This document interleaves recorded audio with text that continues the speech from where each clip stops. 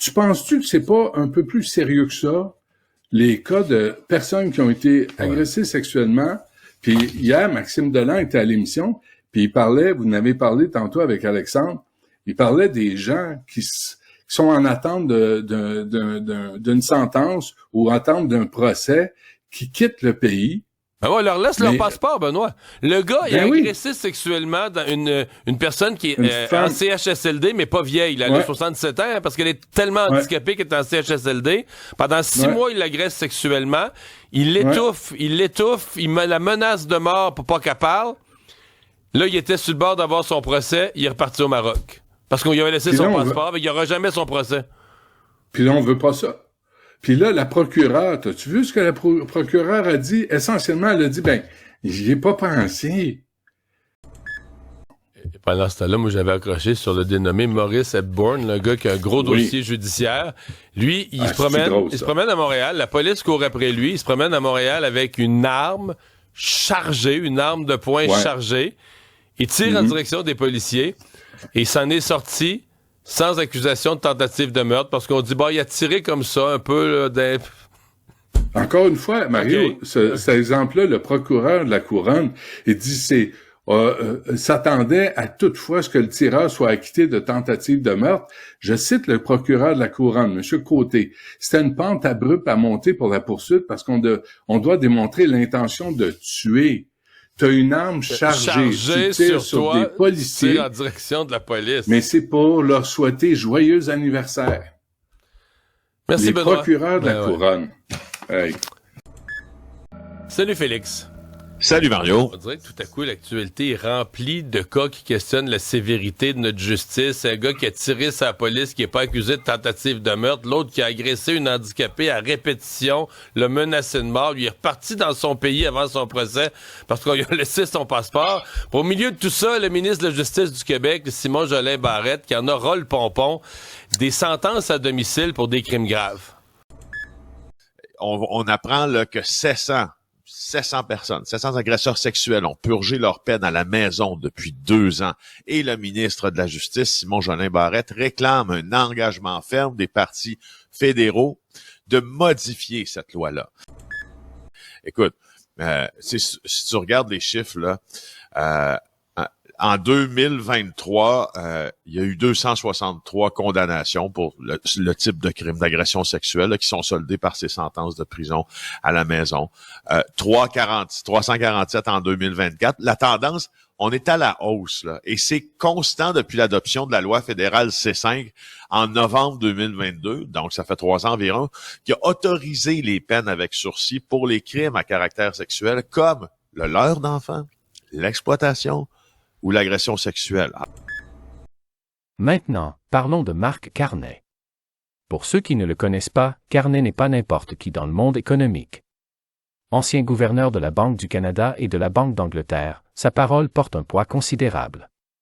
Quand il parle d'économie et de finances publiques, les marchés écoutent, les politiciens prennent note et les experts analysent chaque mot. Lors de cette fameuse conférence à Montréal, Carnet a soulevé plusieurs points qui méritent notre attention. Il a souligné que le Canada fait face à un défi démographique important, notre population vieillit rapidement. En 1966, quand le RPC a été créé, il y avait environ 7 travailleurs pour chaque retraité. Aujourd'hui, ce ratio est tombé à environ 3 pour 1, et d'ici 2050, on projette qu'il sera de seulement 2 pour 1. Cela signifie moins de travailleurs qui contribuent aux impôts qui financent les prestations comme la SV, et plus de personnes qui reçoivent ces prestations. Carnet a également mentionné la pression croissante sur les finances publiques. Avec l'augmentation de la dette nationale après la pandémie et d'autres défis économiques, le gouvernement cherche des moyens de réduire ses dépenses ou d'augmenter ses revenus. Et malheureusement, les programmes sociaux comme la SV sont souvent les premiers visés lors de ces exercices de rééquilibrage budgétaire. I think Canada would be much better off being a 51st state. Donald, even though you're a very smart guy, this is a very dumb thing to do. Imaginez l'impensable. En parcourant votre fil d'actualité au petit matin, vous découvrez soudain que des troupes américaines traversent la frontière canadienne. Comment réagiriez-vous ? Aujourd'hui, nous allons explorer une chronologie de guerre passionnante menée par l'IA. Et tout cela semble être une possibilité terrifiante. Comment deux pays voisins pacifiques pourraient-ils en arriver à une guerre totale? La puissance de feu massive des États-Unis aurait-elle raison des défenses robustes du Canada? L'OTAN pourrait-elle survivre à un conflit entre ses propres pays membres?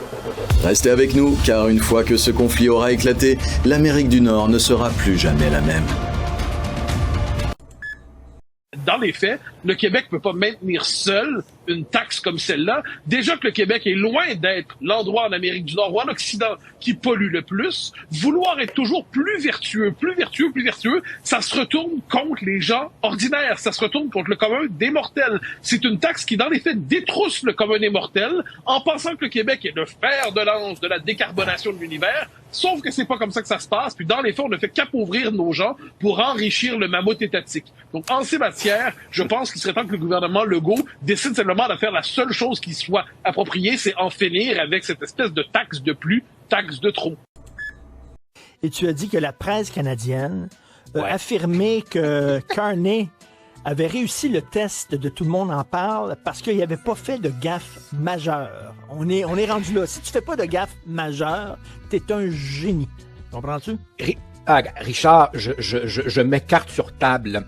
Je ne suis pas un habitué de Tout le monde en parle, émission qui commence à tourner en rond. En fait, tourne en rond depuis des années. Donc, je n'ai pas regardé le segment en question. Mais effectivement, ce matin, j'ai éclaté de rire quand la presse canadienne nous a gratifié comme ça de cet article. Alors, il aurait bien réussi parce qu'il a évité de faire des gaffes majeures. Je dois te dire, Richard, que je n'ai jamais vu autant de cheerleaders libéraux déguisés en journalistes ou en analystes politiques. Et cela, combiné à ce qu'il faut bien appeler une espèce d'hypnose collective. Je ne sais pas trop s'il faut en rire ou en pleurer. Mais quand je vois ce technocrate drabe, gaffeur, qui parle pas français, qui fuit les débats, qui utilise des paradis fiscaux, et que je vois ensuite tant d'électeurs prêts à lui donner le bon Dieu sans confession. Alors, les gens ont dit, pourquoi toi, une fille de gauche, tu t'es assise avec un banquier qui cache son argent dans les paradis fiscaux? Voyons donc. Alors, voici ce qu'elle écrit, Joseph. J'ai déjà voté Bloc, j'ai déjà voté NPD, mais cette fois-là, ma question de l'urne, c'est qui est le mieux placé pour contrer le populisme et le sale vent qui nous vient du Sud? Et ma réponse est sans l'ombre d'un doute, Mark Carney. It's clear that they let us off the hook for a very good reason, because we paid them $600 million.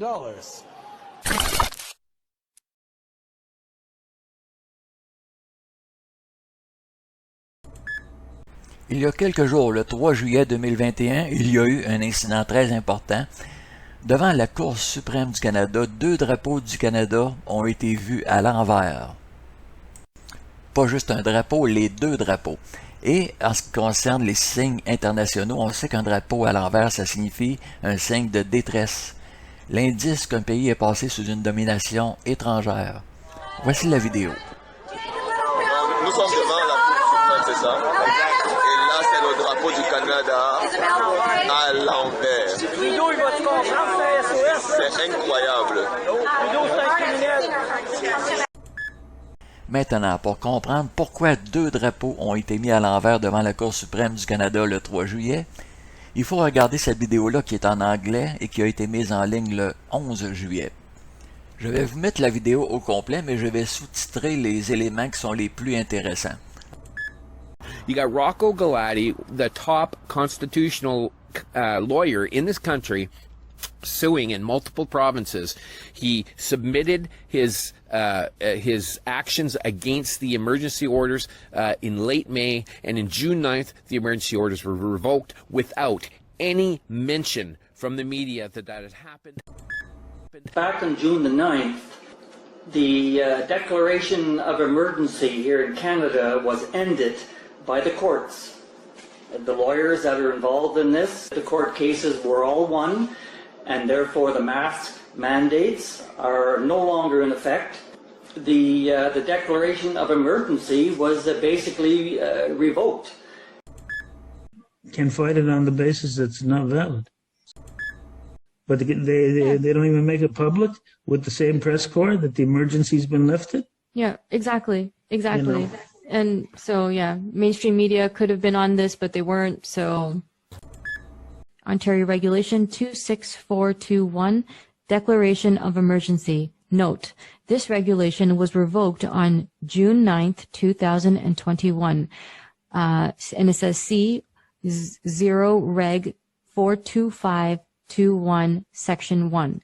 Last Amendment 45421. Legislative history, it just says positive.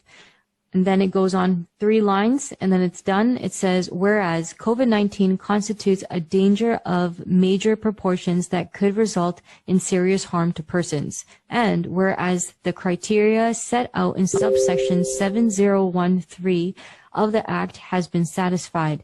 Now, therefore, an emergency is hereby declared pursuant to Section 0701 of the Act in the whole of the province of Ontario. Okay, so they're revoking the emergency as of June 9th. Mm-hmm. Okay? They've revoked the declaration of the emergency. So now the question you're asking me, and people are asking, is so under what authority are they then maintaining these emergency orders, like lockdowns and, Yeah, and like, what does it mean?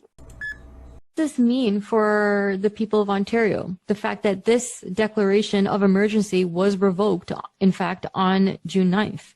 Well, what it means is logically there should be no emergency measures. Mm-hmm. Okay? But the government maintains they have General Health Protection Act measures, which I disagree with. Yeah. So anyone that's incurring fines, because there is a percentage of the population that is now aware and awakened to the fact that this has been revoked. So anyone that's getting fines or getting in trouble can fight it on the basis that it's not valid. Gotcha.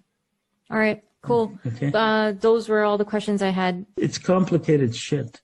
Yeah. Because the rulers are being fucking assholes.